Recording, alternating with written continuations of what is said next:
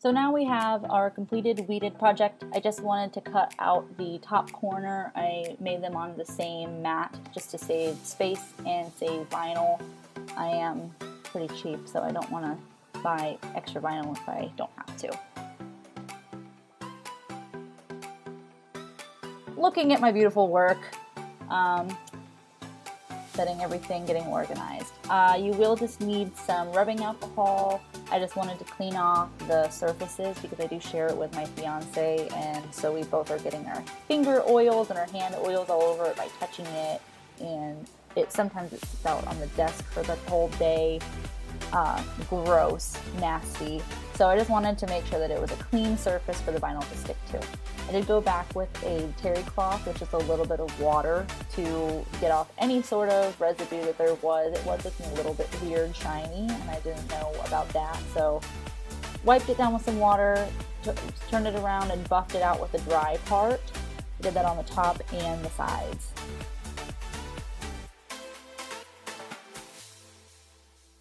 Now I'm just taking my big pieces and I'm burnishing my pieces and making sure that they're going to stick to the transfer tape. The transfer tape is not Cricut brand, so it may not stick the best.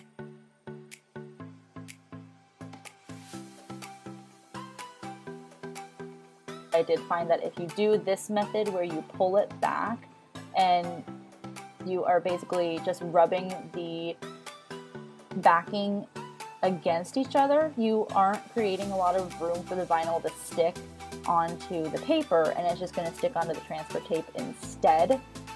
I've been very fortunate with this. This one was a little bit more difficult because of how intricate it was. The little pieces kept wanting to pick up. So that's why I took a little bit longer than I wanted to, but it came off all in one piece. Ta-da! I skipped forward just because I didn't realize the exposure was so bad. I took a little while lining it up with the top edge and the cutout edge, and now I'm just burnishing it onto the actual Cricut. Making sure to take my time, but I did clean the surface, so it's not going to be too difficult for it to stick there. Transfer tape comes off easy, so that's not a problem here. Voila! Alright. Now it's time for the big guns. This one, I was getting shaky. I didn't quite know what to do. I did not actually line it up right, the box that I cut out, but it'll be fine. I am just going back over and burnishing it some more, doing the little intricate pieces, because the small one gave me a little bit of trouble. I would use a stronger grip transfer tape if I were to do this again.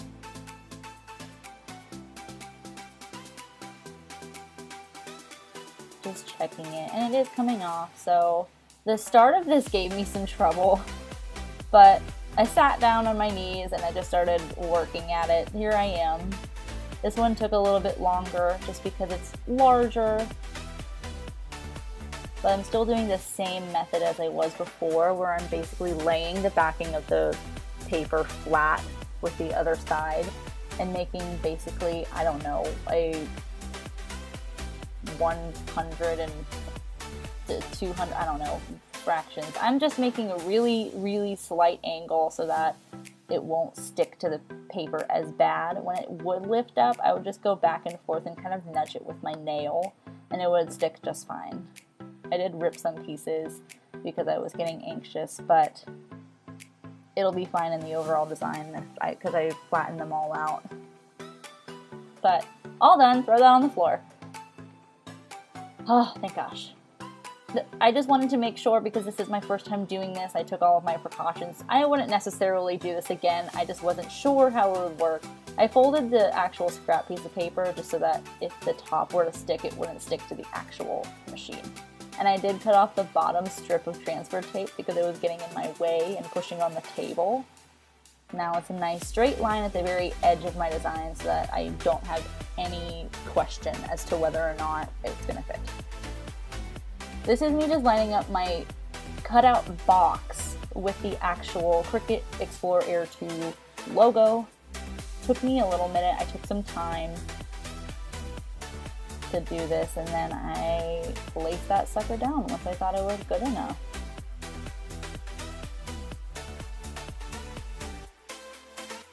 I take my burnishing tool and I just went over all the little pieces. Some of it did get a little wrinkled, but because the transfer tape wasn't too strong, the vinyl actually just unstuck onto the machine, and it didn't matter too much that it was wrinkled.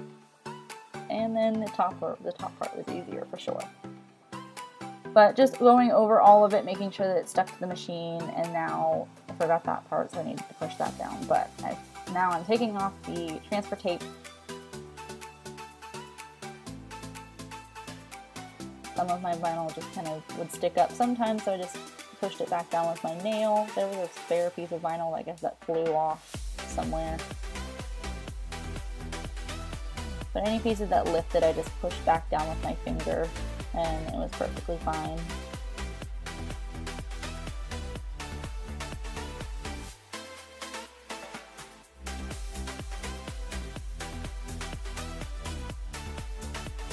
And voila! Now I just went back with a box cutter. Andy has these really thin box cutters, super sharp too, so I just went back with that just to cut the actual vinyl that was along the slit of the door opening. This was harder than I thought. Maybe the actual knife wasn't as sharp as I thought, but I just went over it pretty carefully. And I just opened up the door and I pushed through the little pieces onto the edges. This is where I took off the excess and placed it back onto the top too, so that it would not be inside the door. It would look more appropriate, more cohesive. Just press everything down, admire your work, and smile for the camera.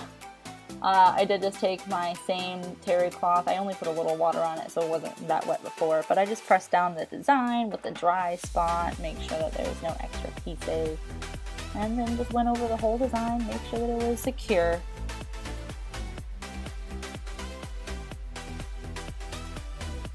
And there we have it. That's my finished product, and I'm really proud of it.